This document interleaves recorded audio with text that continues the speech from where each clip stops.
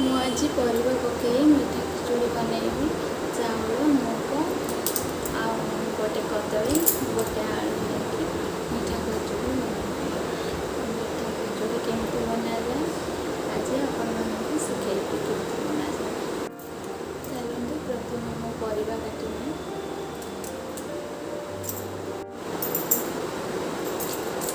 मुझे कदली प्रथम चोपा छड़े नहीं और कदली फल न पड़ा हलदी पा नहीं आसिकी हलदी पानी ही पकईबी कदली छड़ी सारा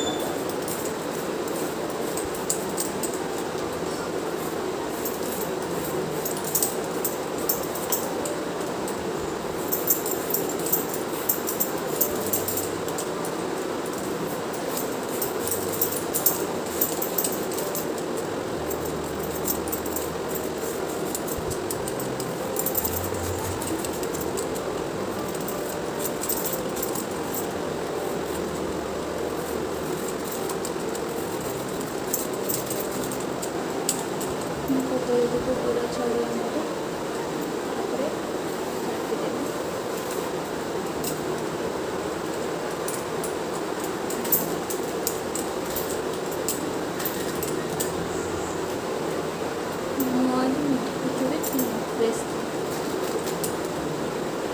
आज मीठा खिचुड़ी प्रेसर रे ही बनेगी।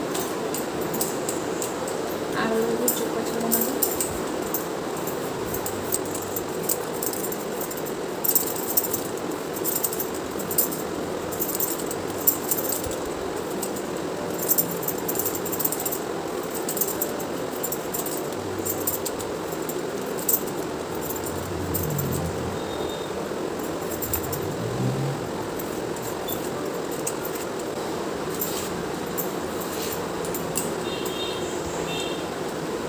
आलू काटी नेले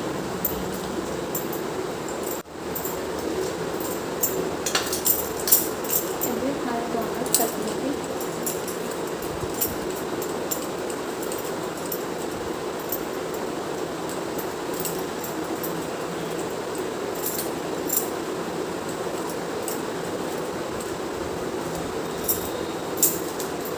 आलू के प्याज काटनेबी।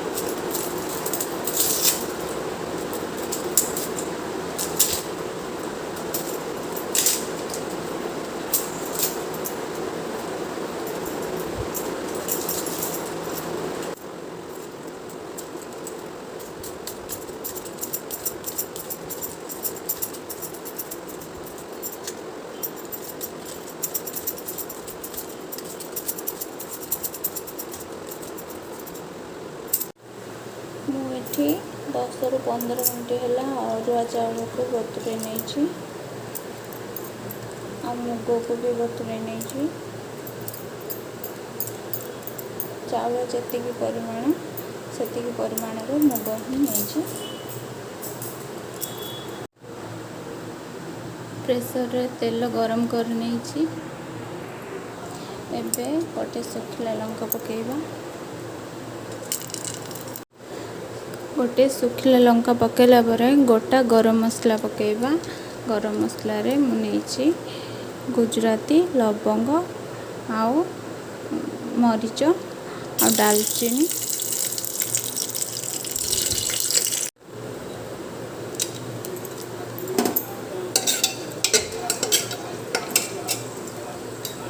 एबे एथरे जीरा टिके पकेबा। जीरा गोटे चामच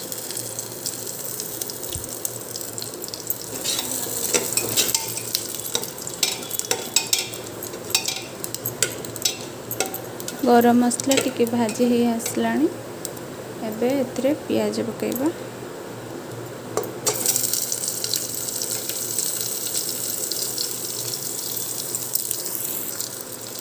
आ गोटे तेजपत्र पकेबा।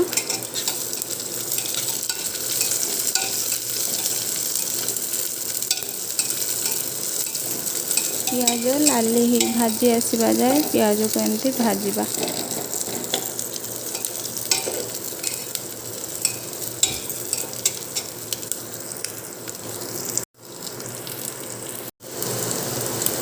पियाज भल भाव भाजी हो गला। एबे एथिरे चाउल दबा।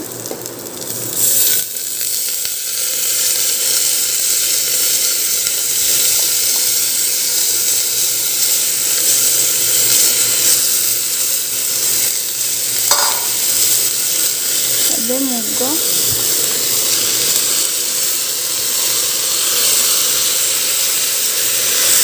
ଦେଇ ସାରିଲା ପରେ ତାକୁ ଭଲ ଭାବେ ଭାଜିଦେବା ଚାଉଳ ଆଉ ମୁଗକୁ।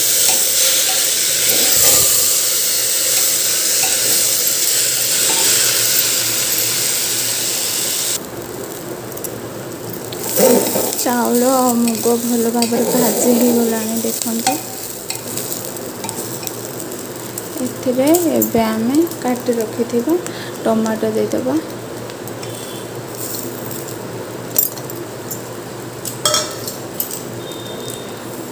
ଆଉ କଦଳୀ ଆଳୁ କାଟି ରଖିଥିଲେ ତାକୁ ବି ଦେଇଦେବା।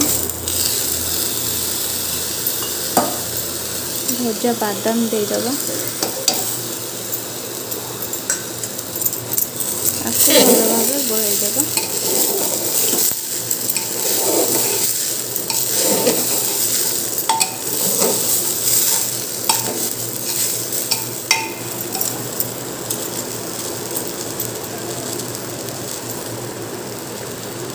ଅଳ୍ପ ଟିକେ ହଳଦୀ ଦେବା। ସ୍ୱାଦ ଅନୁଯାୟୀ ଲୁଣ। ଏବେ ୟାକୁ ଭଲ ଭାବେ ମିଶେଇ ଦେବା।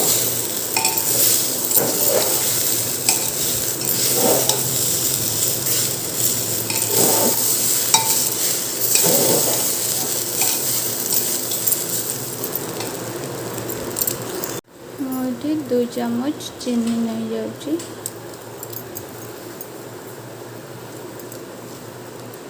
ଆପଣ ଯେଉଁ ପରିମାଣର ମିଠା ଖାଇବା ପାଇଁ ଚାହୁଁଥିବେ ସେମିତି ଚିନି ପକାଇବେ।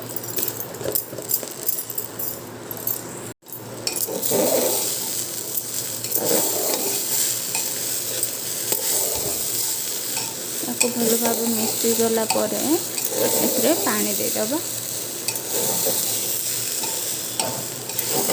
ମୋର ଏଠି ଭଲ ଭାବେ ମିଶିଗଲାଣି ସବୁ। ମୁଁ ଏଇନେ ପାଣି ଦେଇଦେବି। ଏଥିରେ ମୁଁ ଏବେ ପାଣି ଦେଇଦେଇଛି।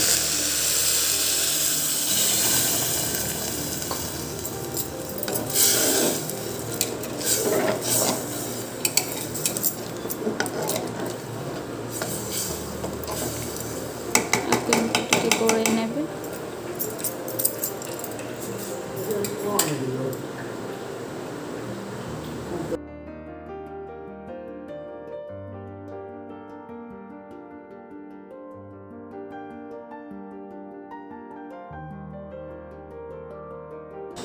ଏବେ ମୁଁ ଏଥିରେ ପ୍ରେସର ଢାଙ୍କଣା ଦେଇ ଦେଉଛି।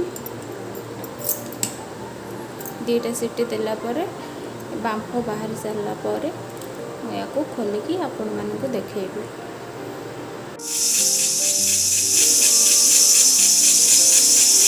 2ଟା ସିଟି ମାରି ନେଇ ସାରିଲାଣି। ଚାଲନ୍ତୁ ଏବେ ଖୋଲିକି ଦେଖିବା କେମିତି ହେଇଛି।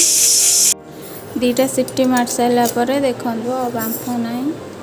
ଏବେ ଖୋଲିକି ଦେଖିବା କେମିତି ହେଇଛି।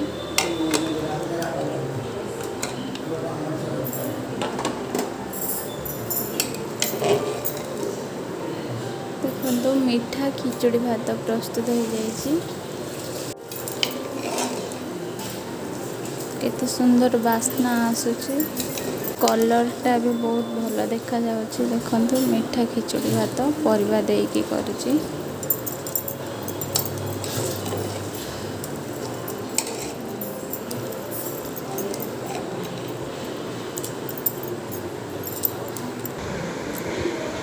ଏବେ ରେଡ଼ି ହେଇଗଲା ଆମର ମିଠା ଖିଚୁଡ଼ି ଭାତ।